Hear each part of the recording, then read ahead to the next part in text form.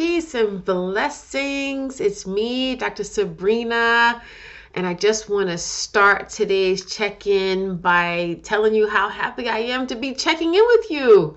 It's been almost a year since I made a video for all of you, and a part of that has been my own struggle with trying to figure out how to be in relationship with this machine and how to be in relationship with social media that pulls me away from myself sometimes, which ultimately impacts my ability to be in relationship with all of you.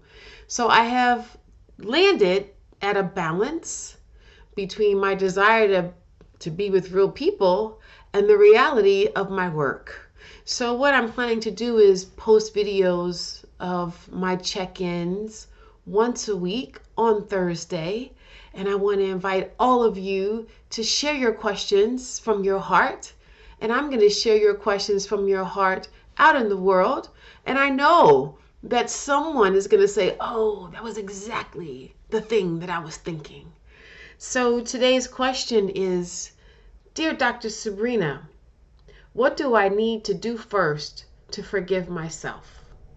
Well, I will say that is the biggest challenge, and that is one of the main reasons that drives people into my therapy office in the first place.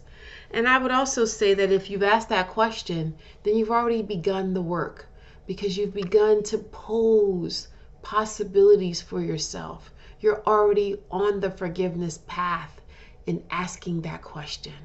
And I want to say that a big chunk of what ails us in this choice to begin to forgive ourselves is a resistance to understanding the reality that a part of forgiveness means we have to accept that we cannot change the past.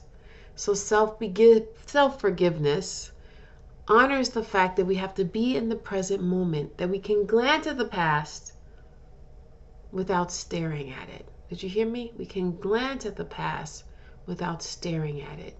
When we stare at the past, it pulls us into the abyss of regret.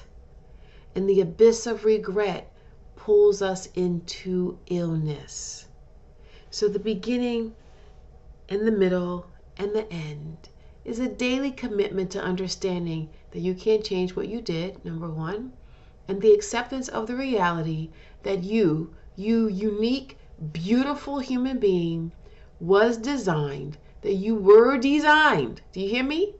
To make mistakes. Every single human being who ever walked this earth has made mistakes, and we were brilliantly designed for that.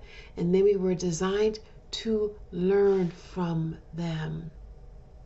So that's part 2 of self-forgiveness, honoring that we all make mistakes, honoring that we cannot change the past, being in the present moment. And then one activity that I can invite you to engage in is to write a letter to your younger self that did that thing that still plagues you, and look at yourself through the wider lens of mercy as opposed to just that thing that you did. So if you're 48 and you did something when you were 28, write a letter to the 28-year-old self and say, Dear so-and-so, 28-year-old person, looking back, I understand why you did what you did. And looking back, I want to make an amends. And looking back, I want to accept your amends. And I want the two of us to walk forward together in learning from what we did. Write that letter. Mush it up. Swear. Whatever you have to do. But when you're finished, come back to the love. Come back to the love of that human being who didn't know then what you know now. Who didn't know then what you know now. So let me know how that has worked for you. Please feel free to check in more deeply about it. I love, love, love talking to you. I love being with you, and I love walking this path with you. Thank you for your time. I'll see you soon. Peace and blessings.